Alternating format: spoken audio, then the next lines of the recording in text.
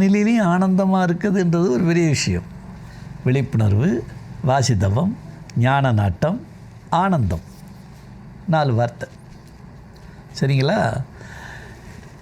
இது மாதிரி அர்ப்பணிப்பு, அதுதான் பக்தி, அந்த பூஜை, இதெல்லாம் அர்ப்பணிப்பில் வரும்.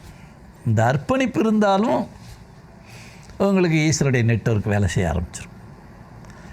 அப்போ அமைதி, அறம், ஆனந்தம், அர்ப்பணிப்பு, விழிப்புணர்வு, வாசிதவம், ஞான நாட்டம், இந்த மாதிரியான விஷயங்களை நீங்கள் அந்த 10 வார்த்தையை நல்லா தெரிஞ்சுக்கிட்டீர், அதை அனுபவப்பட நீங்கள் ஆரம்பிச்சிட்டிங்கன்னா நெட்வொர்க் சாதாரணம்.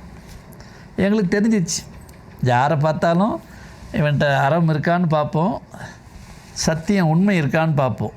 ரொம்ப பவர்ஃபுல் வார்த்தை. அடுத்து அருட்சக்தி இறங்குதான்னு பார்ப்போம். இறக்குதடி விடமாட்டோம்.